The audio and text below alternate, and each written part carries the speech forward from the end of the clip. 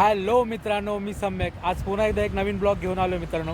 माझ्या पाठी तुम्ही बघू शकता, हा आहे मुंबई गोवा हायवे आणि आज आपण कोकणाच्या दिशेने जात आहोत. तर मित्रांनो, आपण इथेच या ठिकाणी पाठी बोर्ड बघू शकता.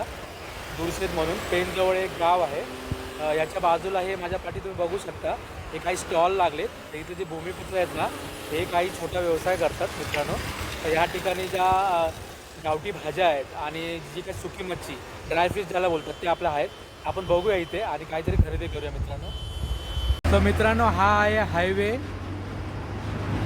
हे बघा दूरशेत आणि रस्त्याच्या लगतच आपल्याला इकडे दिसतंय काही भाजीचे मळे आहेत. पण पाहू शकता मित्रांनो, ह्याच शेतामधल्या ज्या फ्रेश भाज्या आहेत त्या इथे मित्रांनो विकायला ठेवल्यात. पण बघू शकताय स्टॉलवर.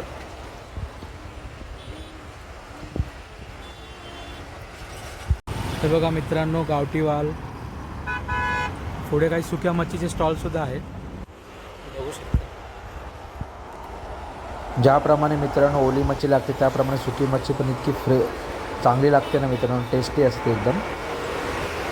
तुम्ही बघू शकता, हे बघा सुरमई आहे, ड्राय सुरमई फिश आपण पाहताय. त्याला खूप मीठ लावलेलं असतं मित्रांनो. हे आहेत कोलंबी सुकवलेले, याला सोडे बोलतात मित्रांनो. हे खायला इतकं टेस्टी लागतं ना, हे आपण बघू शकता. ही वाकटी आहे. आमच्याकडे रत्नागिरीला इथे याला बली बोलतात.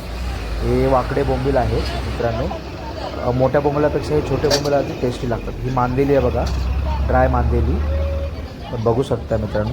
आणि मित्रांनो, हा आहे जवळा, याला आम्ही कोलिम बोलतो. 2-3 प्रकारचे ह्या ठिकाणी कोलिम आहेत मित्रांनो. हे बघू शकता आपण. या ठिकाणी लेपा आहे, तेंडली सुकट आहे. काय काय मच्छींचे नाव हे बघा, बांगडे आहेत, त्याला पण मीठ लावलेलं आपल्याला दिसतंय. हे बेबी शार्क आहेत, त्याच्यापुढे बोंबील दिसतात आपल्याला.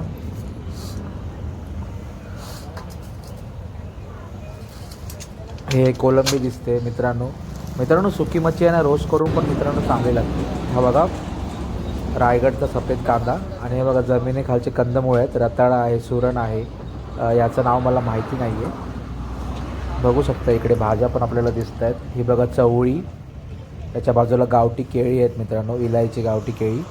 या ठिकाणी दुधी आहे, गावठी काकडी आहे. हे बघा वाल आणि शेंगा आहेत मित्रांनो.